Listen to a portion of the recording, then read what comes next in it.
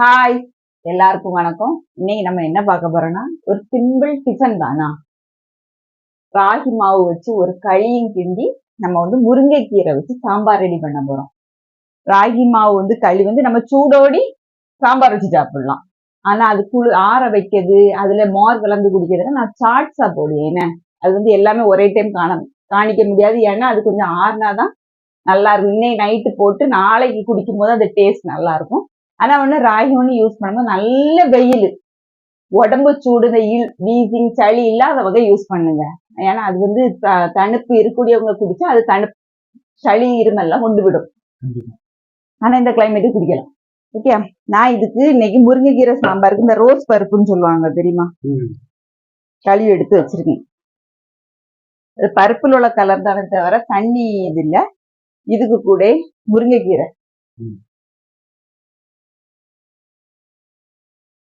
முருங்கைக்கீரை பாக்குறது தான் நிறைய இருக்கும், வெந்துச்சுன்னா குறவாயிரும். சரியா, பிறகு சின்ன உள்ளி என் கைப்பிடிக்கு ஒரு கைப்பிடி எடுத்துருக்கேன், வெள்ளைப்பூடு, தக்காளி. இது நான் ஒரு 3 உருண்டை மிளகு. இது அவ்வளவு காரம் இருக்காது, ஆனா வேக வச்சு எடுத்து நம்ம மசிச்சுட்டு இதுல உள்ள தண்ணி எடுத்து குடிக்கும்போது சூப்பு மாதிரி குடிக்கலாம். அதுக்காக வேண்டிதான் நான் லைட்டா இந்த மிளகா வத்தல் போட்டிருக்கேன்.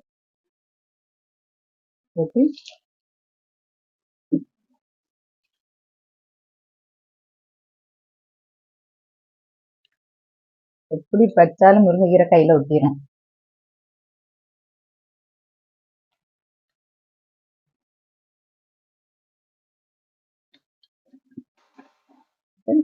கொஞ்சமா அந்த இது ஊத்திரும், நல்லெண்ணெய் லைட்டானா.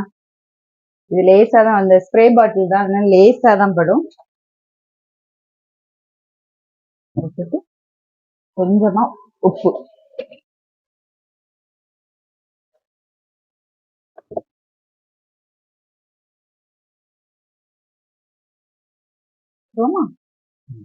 இது காலையில உருளைக்கிழங்கு வைக்கிறதுக்காண்டி இந்த மூடி தானே, குக்கர் மூடி சின்னதுல உள்ளது.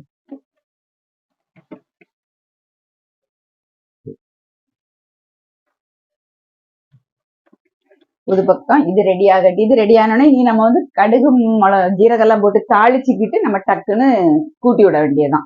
சரியா, இந்த டைம்ல நம்ம செய்யக்கூடியது களி செய்ய போறோம். அதுக்கு என்னன்னா, நம்ம மண்சட்டினா நமக்கு கிண்டதுக்கு எடுக்கிறதுக்கு ஈஸியா இருக்கும். ரெண்டாவது ஹீட்டு கொஞ்சம் அப்சர்வன்ஸ் கூடுதல் இருக்கும். எனக்கு மற்ற பாத்திரம் எல்லாம் சீக்கிரம் ஹீட்டு போயிடும்.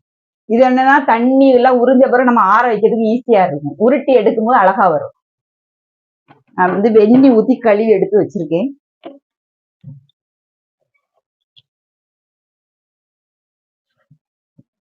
நான் இதுக்கு ஒரு 4 கப் மாவு தான் எடுக்க போறேன். ஓகே, அப்ப 4 கரண்டி மாவு நான் எடுக்கிறதுனால தண்ணி எப்படின்னா 1 எடுத்தா 2 கப்பு கூடுதல், 2 பாத்திரம் கூடுதல் வைக்கணும். 1க்கு 2, 1:2. சரியா, அப்போ இது 4ல நான் வைக்க போறேன். அப்ப தண்ணி அதுக்கு தகுந்த நான் 8 வைக்கணும். நான் வச்சிடுவேன்னா இதுலயே வச்சிருக்கேன். அப்போ ஈஸியா இருக்குங்களா.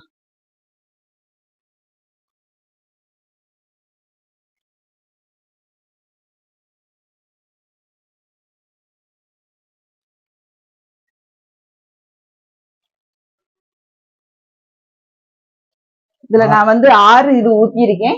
இனி 2 இதுல 1 ஸ்பூன் மாவு போட்டு நான் மிக்ஸ் பண்ணி இதுல ஆட் பண்ணேன். அதுக்காக வேண்டி நான் அதை 2 ஊத்தல, மொத்தம் 6 தான் ஊத்தி இருக்கேன். சரியா, ஊத்திருக்கேன். இது கொதிக்கணுமா, இந்த டைம் இந்த மாவுக்கு தேவையான உப்பை போட்டு கொதிக்க வச்சிரும். சரியா,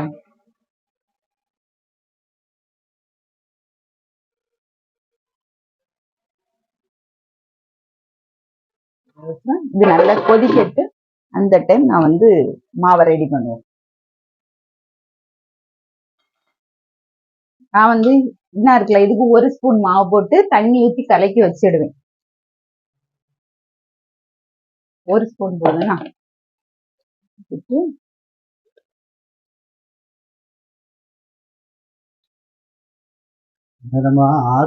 தண்ணி போட்டு 2 இதுக்கு தண்ணி ஊத்தணும். அதுக்கு தகுந்த இந்த மாவுல தண்ணி சேர்த்து நம்ம வச்சுக்கிடணும் சேப்பா. மாவு ஒரு ஸ்பூன் போதும், அந்த ஒரு இது வேண்டாம். இது எதுக்கு நம்ம ஒரு ஸ்பூன் மாவு சேர்க்கோம்னா அடி பிடிக்காம இருக்குது. ம். ஏன்னா டைரக்டா மாவு ஆட் பண்ணும்போது கண்டிப்பா வந்து இந்த மாவு ஒட்டி பிடிக்கும். அதுக்காக வேண்டிதான் முதல்ல தண்ணி சேர்த்து நம்ம ஊத்திட்டோம்னு வைங்களாம், ம். கொதிக்கும் போது அது கரெக்டா வந்துடும்.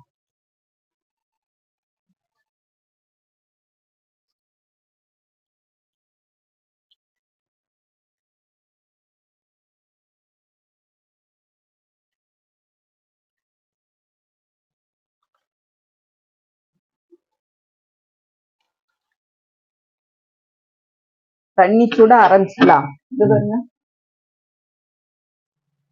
ம். தண்ணி கொதிக்க ஆரம்பிச்சு இந்த உள்ள பாருங்க நல்லா தெரியும். ரொம்ப தளதளதளான்னு கொதிக்காண்டா இந்த டைம்ல நம்ம என்ன செய்யணும்னா மெஷர்மெண்ட் பார்த்துருவோமா.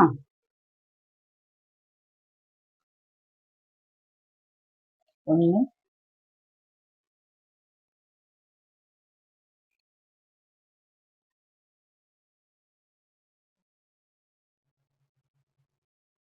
சரியா? சரியா? ம். இதை நல்லா நல்லா நம்ம மிக்ஸ் பண்ணி வச்சுட்டு இந்த மாவு கூட கொதிக்கும் போதுதான் நம்ம என்ன மாவு ஆட் பண்ணணும். ஒரு 5 நிமிஷம் கிடக்கிட்டு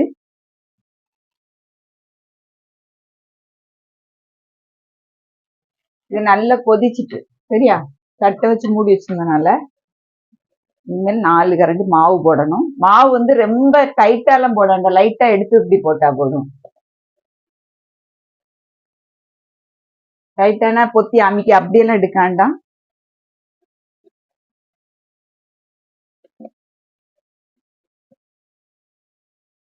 சரியா?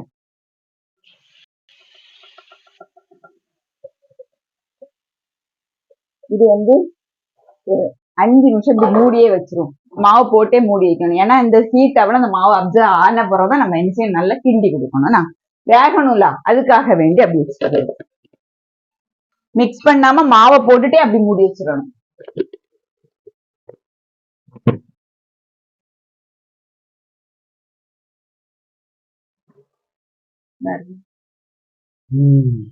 நம்ம கிண்டி விட்டோம்னா பாதி வேகும் பாதி வேகாது. இப்படி போகும்போது தண்ணி மேல ஏறி ஏறி வரும்போது அந்த மாவு ஒரு இந்த ஆவி கட்டின மாதிரி சொல்லுவோம் தெரியுமா, அந்த ஆவியில அது வேகும். வெந்ததுக்கு அப்புறம் நம்ம என்ன செய்யணும், நல்ல ஒரு கம்பு மத்து ஏதாவது வச்சு நம்ம கிண்டி எடுத்துட வேண்டியதான். ஓகே, ஒரு 5 நிமிஷம் அது அப்படி இருக்கட்டு, பிடிக்க எடுக்க ஒண்ணும் செய்யாது. அதனாலதான் முதல்ல நம்ம வந்து தண்ணி மாவு கலக்கி ஊத்துனது.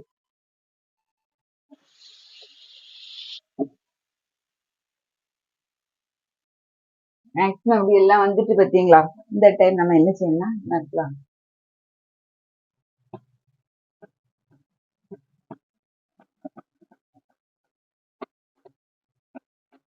ஃபுல் ஃப்ளேம்ல தான் நம்ம வச்சிருக்கோங்க.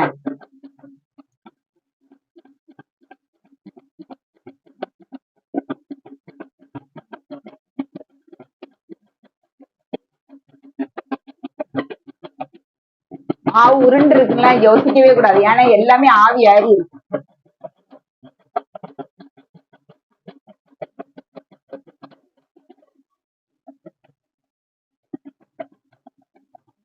ஒரு எக்ஸசைஸ் எல்லாமே அதான் நான் சொன்னாலும் அந்த காலம் அப்படி எல்லாம் பண்ணனாலதான் இப்ப இன்னைக்கு அவங்க எவ்வளவு ஆரோக்கியமா இருக்காங்க யோசிச்சு பாருங்க. இப்ப எங்களை போல உள்ள ஆளுகளுக்கு தான் ஒண்ணுமே கழிய மாட்டேங்குது. உடம்பு வச்சுட்டுன்னு சொல்லிட்டு அதுக்கு நடந்து எக்ஸசைஸ் பண்ணதுக்கு அந்த காலத்துல யார் பண்ணாங்க? ஆனா நல்லா சாப்பிடுவாங்க. நம்ம சாப்பிடக்கூடிய சாப்பாடு எல்லாம் அவங்களுக்கு காணாது.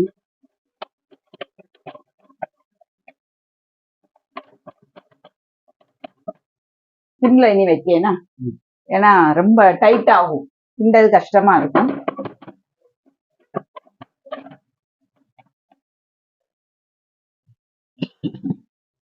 கொஞ்சமா, நிறைய இல்ல, ஒரு 1/4 ஸ்பூன் ஆகுது, 1/4 கப்பு ஊத்தி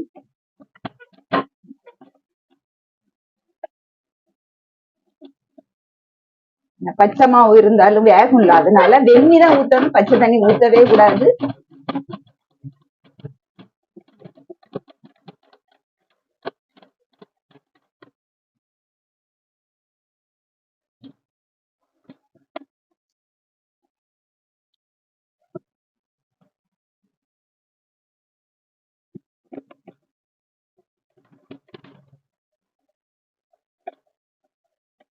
இது ஒட்டியுகான்னு பார்க்கணும். கையில தண்ணி தொட்டுட்டு தான் ஒட்டியுகான்னு பார்க்கணும்.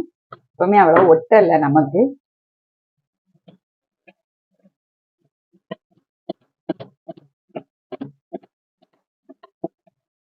சட்டிலையுமே அடி பிடிக்கல பாருங்க.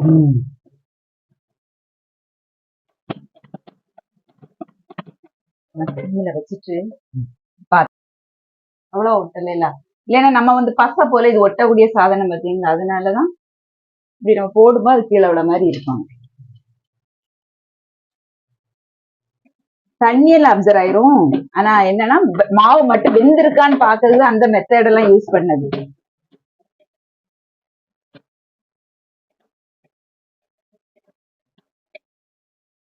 நீ வந்து இதை ஆற வச்சிரும். ஆற வச்சுட்டு வர, ஏன்னா அப்பதான் உருட்டது கரெக்டா வரும்.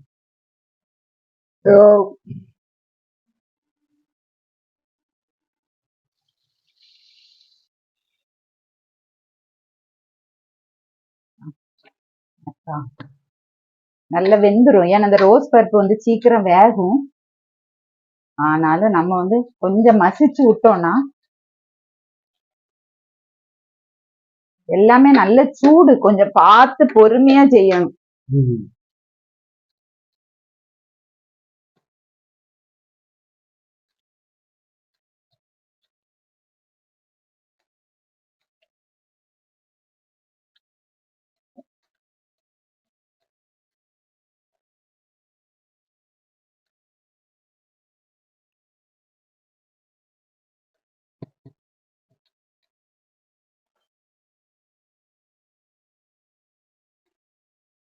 ஊத்தி சாப்பிடும் போது கீரை பருப்பு எல்லாமே அது கூட ஆட் வந்து சேர்த்து சாப்பிடணும். அதுக்காக வேண்டிதான் நம்ம என்ன கொஞ்சம் மசிய வச்சுட்டோம்னா நல்லா மசிஞ்சிடும். நல்லா வேக வச்சு கடைஞ்சிடணும்.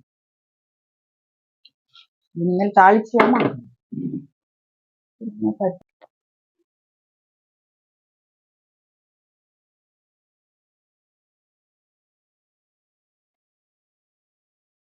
ஒரு 1.5 ஸ்பூன் போல ஊத்தணும். உப்பு,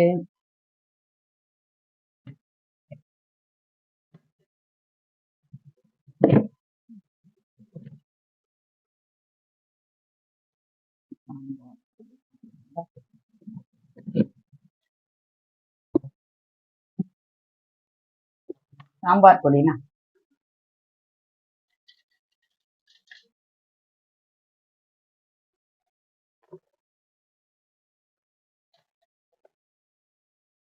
தாளிக்கிறதுக்கு கடுகு போடணும், 2 வெந்தயம், அடுத்து அதுல வந்து பெருஞ்சீரகம் போடணும். இதுக்கு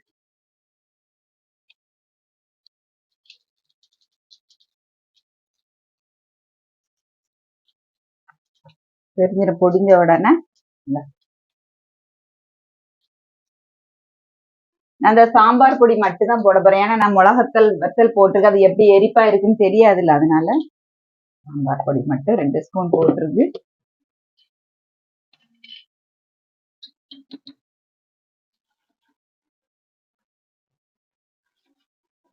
எண்ணெயில லைட்டா மிக்ஸ் பண்ணி விட்டுட்டு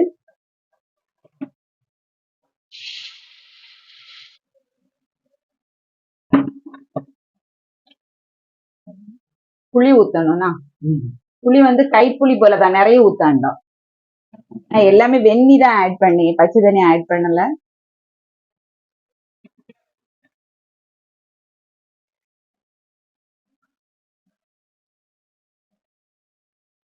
இந்த இதுக்கு ஒண்ணும் ராகி களிக்கு ஒண்ணு முருங்கைக்கீரை கொஞ்சம் நிறைய இருந்தா நல்லா இருக்கும்.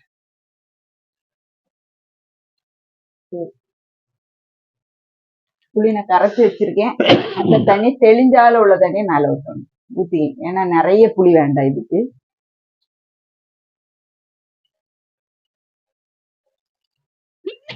சாயப்பா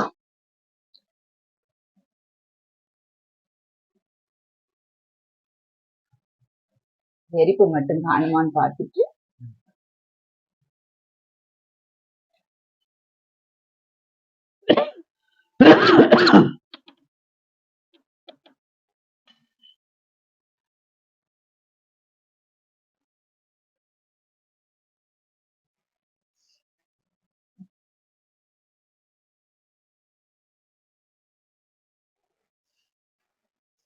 உப்பு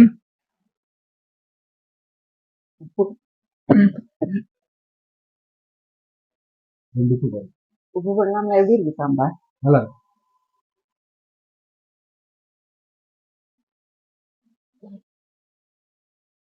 புளி எல்லாம் வேண்டாம்ல? ஆமா. போதும்.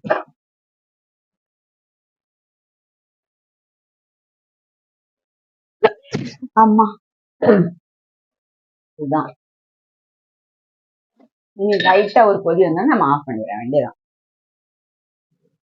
ரொம்ப எரிப்பெல்லாம் போட்டு நம்ம சாதா சாம்பார் வைக்கிற மாதிரிலாம் இது வைக்க கூடாது.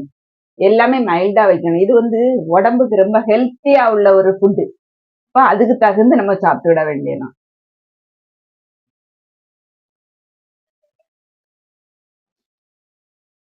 நான் இது கூட வெள்ளைப்பூடு உள்ளி எல்லாம் போட்டு வேக வச்சதுனால நான் காயப்பொடி ஆட் பண்ணல. ஆனா சாம்பார் பொடியில காயப்பொடி போட்டு காயம் போட்டிருக்கனால தனிப்பட்ட முறையில ஆட் பண்ணல. அப்படி உள்ளவங்க வேக வைக்கும் போதே கொஞ்சம் காயப்பொடி போட்டு ஆட் பண்ணிடுவோம். சரி, முடிஞ்சு ஆஃப் பண்ணிடுவோமா? சூடாதான் இருக்கு. நம்ம என்ன இதுல எடுத்து வச்சிருக்கோமா? என்ன இருக்குல்ல, இந்த மாதிரி ஒரு பாத்திரத்துல வச்சு ஒட்டாது. ஒட்டாம இருந்தாலே வெந்துட்டுன்னு அர்த்தம். ஓகே, இப்படி கையில எடுத்தாலும் பரவாயில்ல.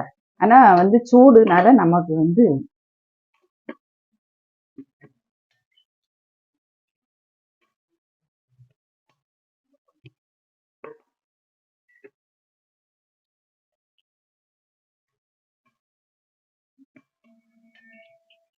ரொம்ப தண்ணி சேர்க்காண்டா. சரியா? இப்படி ரெடி பண்ணிட்டு நம்ம வந்து கொஞ்சம் சூடு ஆறிட்டுனா என்ன இருக்கலாம், நீ இருக்கா லைட்டா தான் கையில ஈரம் இருக்கு. இந்த சூடோடு இப்படி உருட்டிடணும். ஓகே,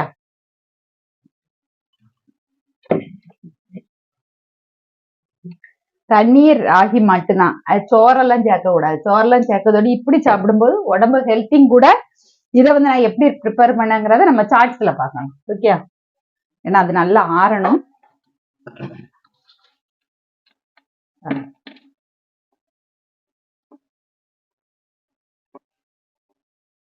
இருக்கலாம் இப்படி எடுத்துக்கிட்டு